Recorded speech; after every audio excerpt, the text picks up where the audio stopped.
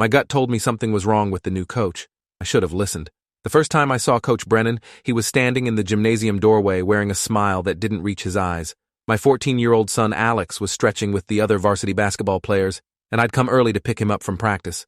Brennan caught me watching and walked over with that calculated stride that screamed authority. His handshake lasted 3 seconds too long, his grip just slightly too firm.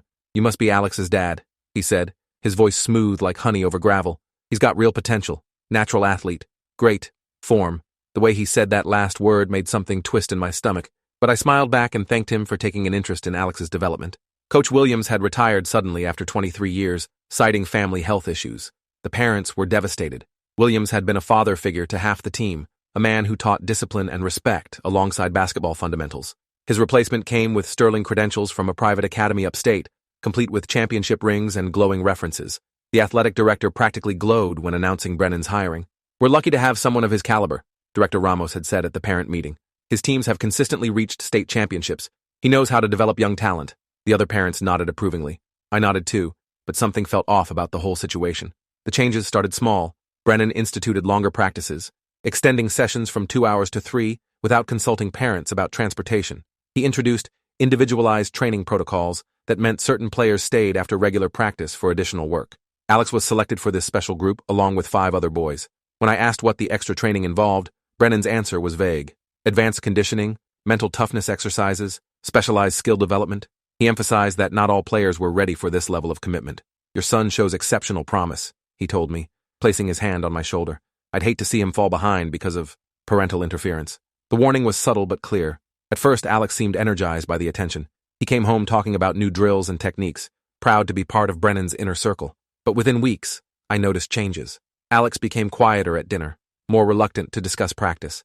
His usual chatter about teammates and game strategies dwindled to one-word answers. When I asked if everything was okay, he'd shrug and say, "Practice was fine, coach was fine, everything was fine." But his eyes wouldn't meet mine, and he'd retreat to his room earlier each night.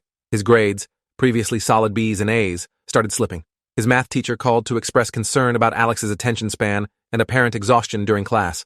The first red flag I couldn't ignore came during a home game in October. I was sitting in the bleachers when I saw Brennan pull Alex aside during halftime. The conversation looked intense, Brennan leaning close, his hand on Alex's shoulder, then moving to his chest, then lower to his hip as he demonstrated some technique. Alex's body language screamed discomfort. He kept stepping back, but Brennan kept closing the distance.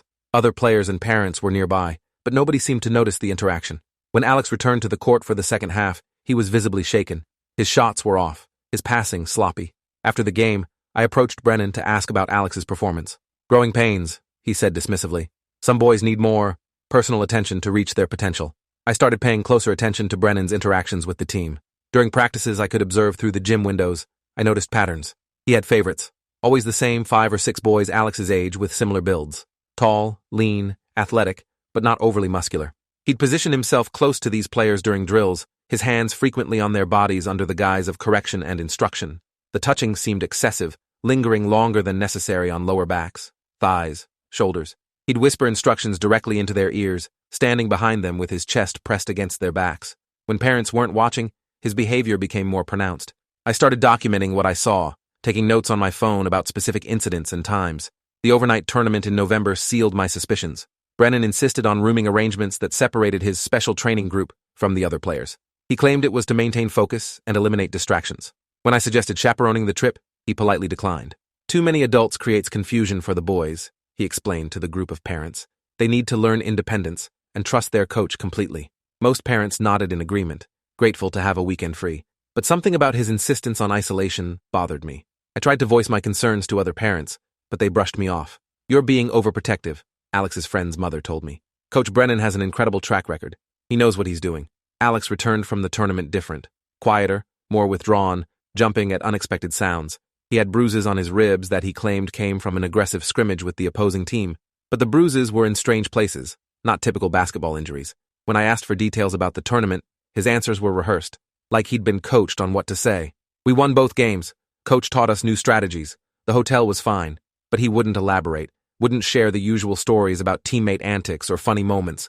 Instead, he went straight to his room and didn't come down for dinner. I found him later that night sitting on his bed staring at the wall. When I asked what was wrong, he started to speak, then stopped himself. "Nothing, Dad. I'm just tired. My attempts to discuss my concerns with the school administration hit a brick wall. Principal Davidson listened politely to my observations, but dismissed them as misunderstandings. Coach Brennan has revolutionized our basketball program, she said, shuffling papers on her desk. We've had more wins this season than the past 3 combined. The boys are learning discipline and advanced techniques. When I mentioned the inappropriate touching and isolation tactics, she grew defensive. Are you making a formal accusation? She asked.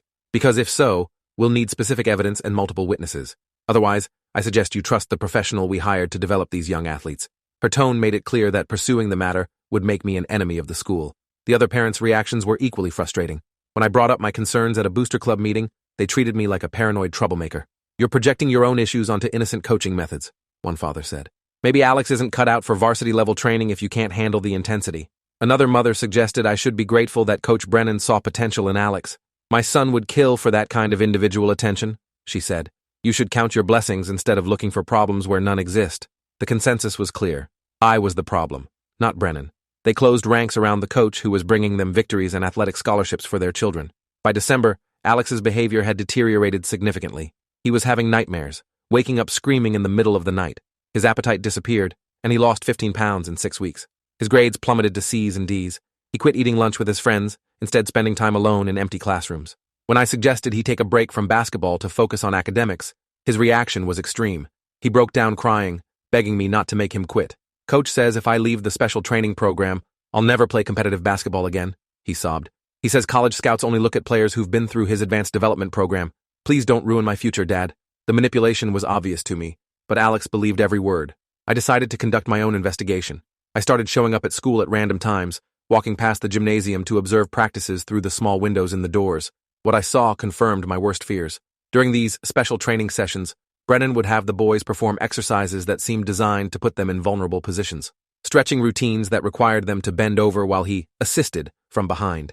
Strength training where he'd position his body against theirs to provide resistance. Massage techniques that he claimed prevented injury, but involved touching areas that seemed inappropriate. The boys looked uncomfortable but complied, probably because they'd been told this was normal coaching at an elite level. The breaking point came on a Thursday evening in January. I arrived early to pick up Alex and found the gym empty except for sounds coming from Brennan's office. The door was closed, but I could hear voices inside. Alex's voice, strained and upset, saying, I don't want to do this anymore. Brennan's voice, calm and threatening, responding, We've talked about this. Champions make sacrifices. If you're not willing to commit fully to your development, maybe you're not champion material. There were other sounds I couldn't identify, movements that didn't match any basketball-related activity. I tried the door handle, but it was locked. When I knocked, everything went silent for 30 seconds before Brennan opened the door, his clothes disheveled, Alex behind him looking pale and shaken. Just reviewing game footage, Brennan said smoothly, but there was no computer or TV visible in the small office. Alex was struggling with some fundamentals, so we were going through individual technique corrections. Alex wouldn't look at me, keeping his eyes fixed on the floor. His shirt was untucked, his hair messed up, and there were red marks on his neck that looked like finger impressions. When I asked if he was ready to go, he nodded quickly and grabbed his bag. The car ride home was silent, except for Alex's quiet sniffling. I asked what had really happened in that office, but he insisted it was just basketball training, his voice breaking on the last word. That night, I made the decision that would change everything. While Alex slept, I went through his phone, his backpack, his laptop, looking for any evidence of what was happening. Hidden in his school notebook, I found pages of writing that made my blood run cold. Detailed accounts of training sessions that had nothing to do with basketball. Descriptions of Brennan's behavior that left no doubt about his true intentions. Instructions he'd given Alex about keeping their special training methods secret from parents who wouldn't understand advanced athletic development. Threats about what would happen to Alex's basketball future if he talked to anyone about their private sessions. The evidence was overwhelming and horrifying. I confronted Alex the next morning with what I'd found. He broke down completely, sobbing as he told me everything.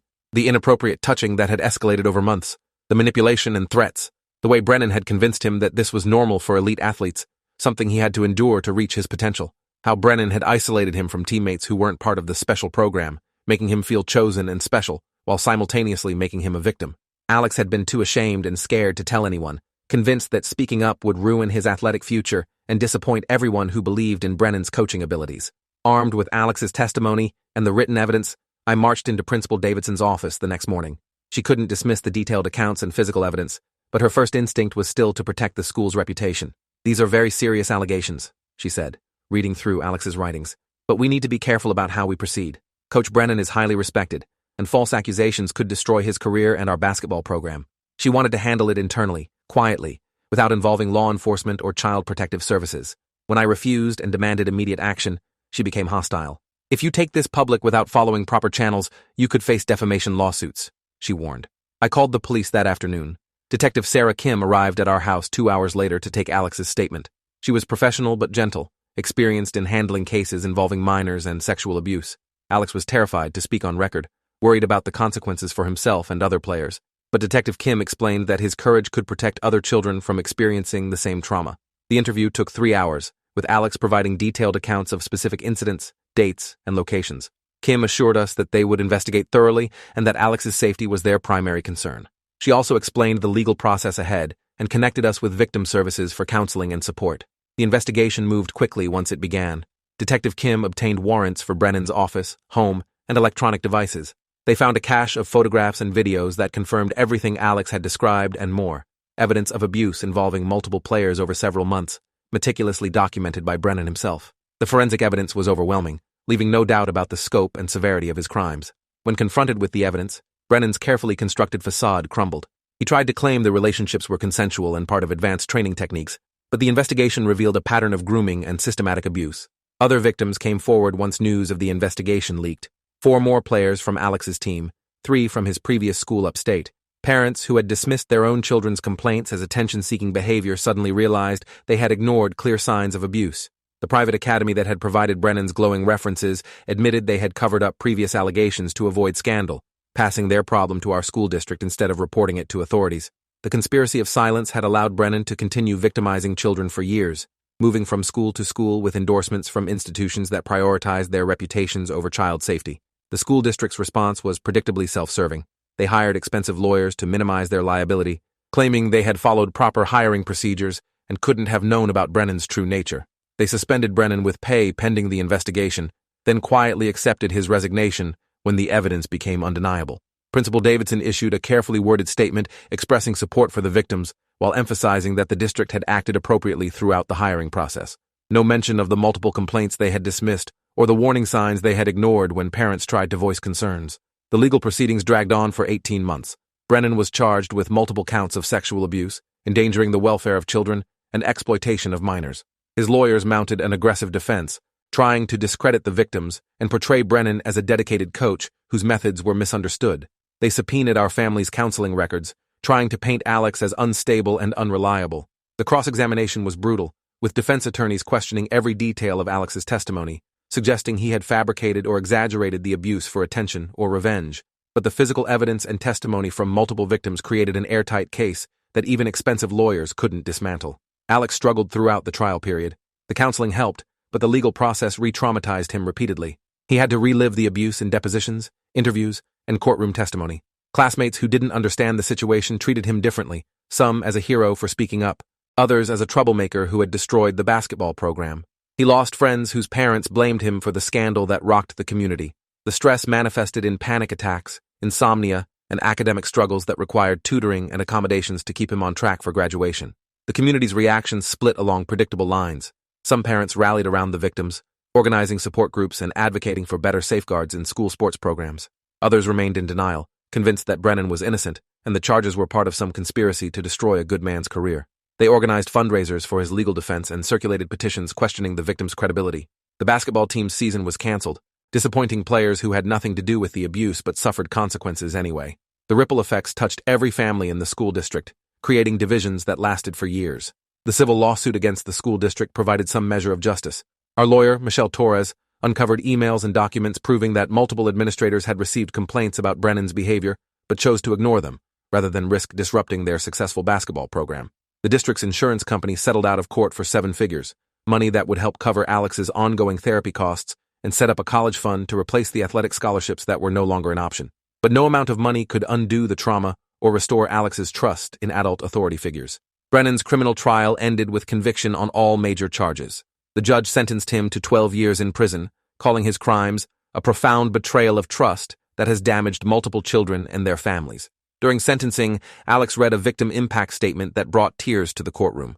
He spoke about how the abuse had stolen his love of basketball, his ability to trust coaches and teachers, and his sense of safety in spaces that should have been protective. But he also spoke about his recovery, his determination to help other victims, and his refusal to let Brennan's crimes define his future. The other victims read similar statements, their collective voices finally being heard after months of being dismissed and silenced. The school district implemented new policies requiring background checks, mandatory reporting training, and oversight protocols for all coaches and staff members who work alone with students. They hired child protection specialists and created anonymous reporting systems for students and parents to raise concerns about inappropriate behavior. Principal Davidson was quietly reassigned to a district office position with no student contact, a face-saving measure that removed her from decision-making roles without acknowledging her failures during the crisis. The athletic director who had praised Brennan's hiring was allowed to retire early with full benefits, avoiding any professional consequences for his poor judgment.